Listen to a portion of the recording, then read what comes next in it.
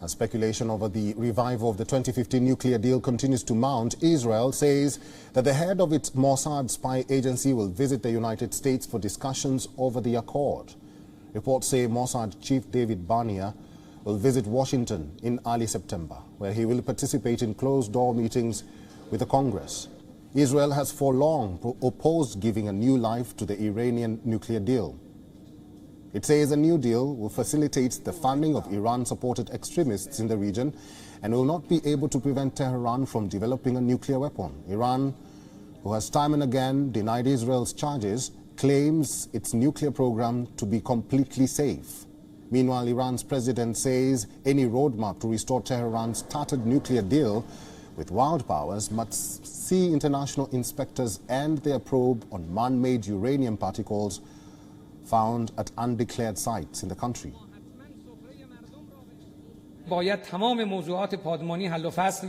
All safeguard issues must be resolved, and this is a pillar for the talks. Without the settlement of safeguard issues, it's meaningless to talk about an agreement.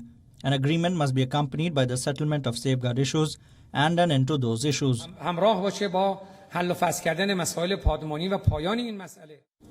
In the last few days, reports have surfaced providing more details on EU's final proposal. The reports say the EU draft includes 4 crucial steps in halting of Iran's nuclear activities, and the entire deal will completely be in effect nearly 165 days after the deal is signed. Additionally, reports say before any agreement is finalized, the sides will reportedly sign a deal that will see Western prisoners freed by Tehran.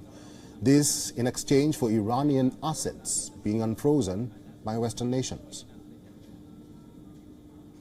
And for more on this, we were earlier joined by our correspondent Jody Cohen from Ra'anana, and this is what she had to say.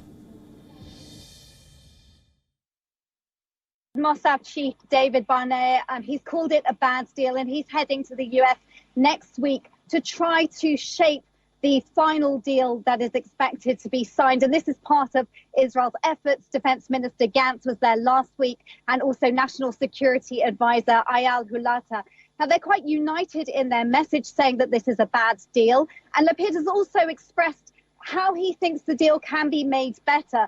He wants the US to show a credible military threat to get a better deal. He said that that's what convinced Iran to sign last time, with the threat, i.e. the presence of US munitions that can penetrate underground bunkers in the region.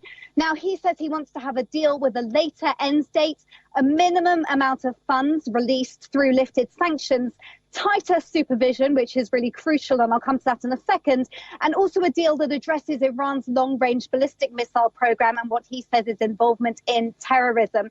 Now, we've heard from this afternoon that President Raisi has said that he won't sign this deal if inspectors continue to investigate undeclared sites. He also threatened seemingly Israel with obliteration if Israel targets Iran's nuclear program.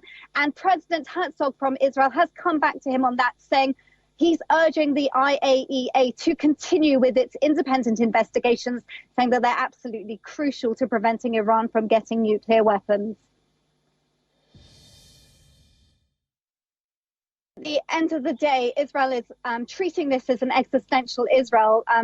They're saying this quite openly. Netanyahu, the former prime minister, was very vocal in his opposition to the former deal, famously going to speak to Congress without coordinating that in advance with the White House. Prime Minister Lapid has taken a different tactic. He's opposing the deal as it stands, but he's trying to preserve, as you said, the relationship with the United States, which is very important and which will also be very important to defending West Asia going forward. And as we know, the US has been instrumental in helping behind the scenes to allegedly develop this alliance of countries that both recognize Israel and don't yet recognize Israel in order to unite them to defend West Asia against what they see as a threat coming from Iran. WION is now available in your country. Download the app now and get all the news on the move.